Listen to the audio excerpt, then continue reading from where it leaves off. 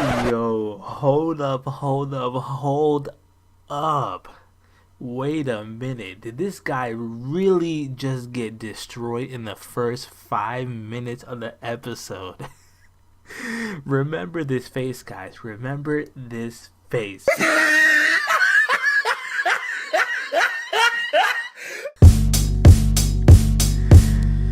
Yo, what's up, guys? My name's TB, and this week we're here to talk about Sword Art Online episode 22, The Titan of the Sword. This episode was very good, very interesting, had a lot to say, a lot we found out about the Pontifex. She's a little bit more human than we originally thought, because up till this point, she's been, touted as this really powerful and amazing being that, has no weaknesses whatsoever. But as we see throughout this episode, look at her face, really pay attention to her face and the facial expressions that she makes when she's talking to Kirito and Alice, because for some reason, even though Yujiro is right there experiencing everything that they are, he says absolutely nothing almost the whole entire episode.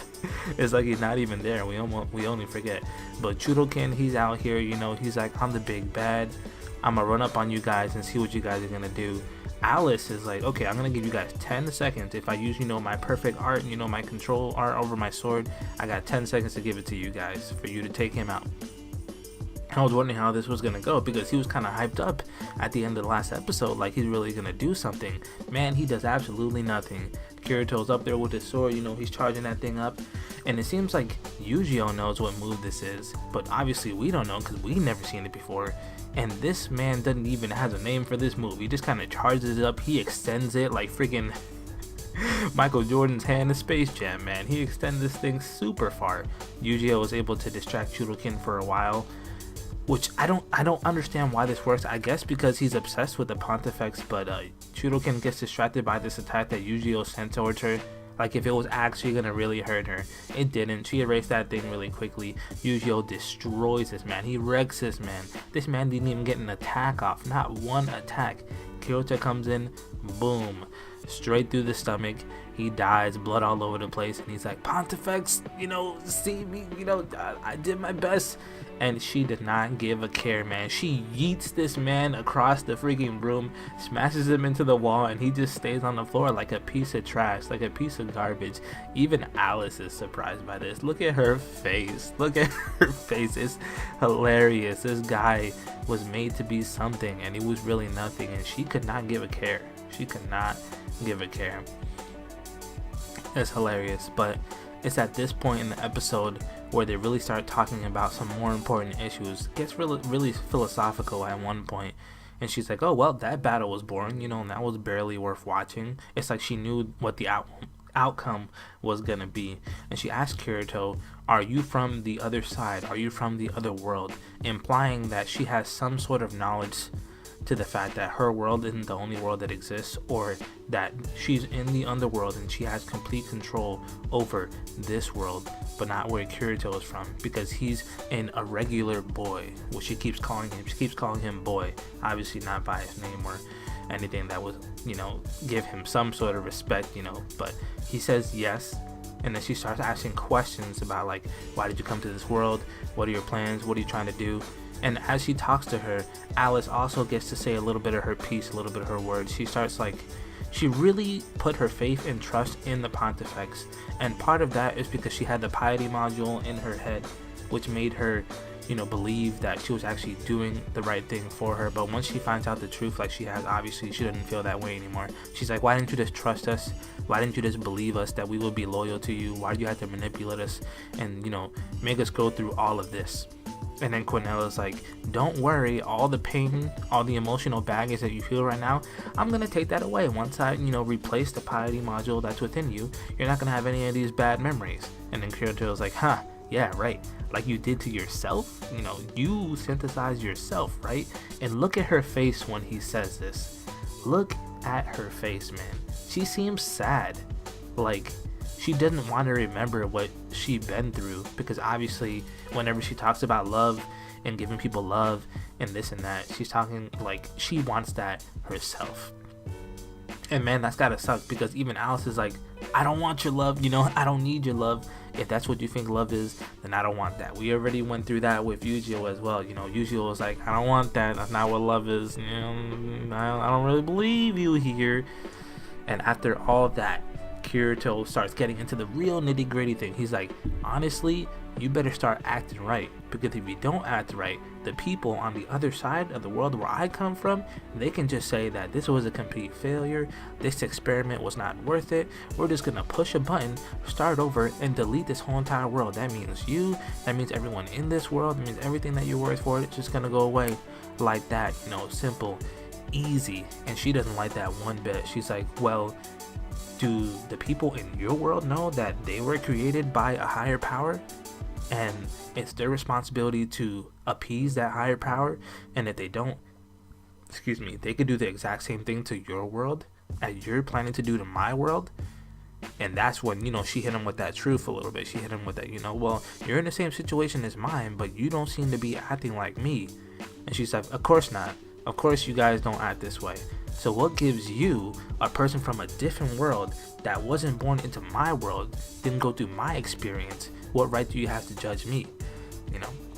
It's a little bit of truth in that. What right does he have to go into her world and tell her that she made all the wrong choices?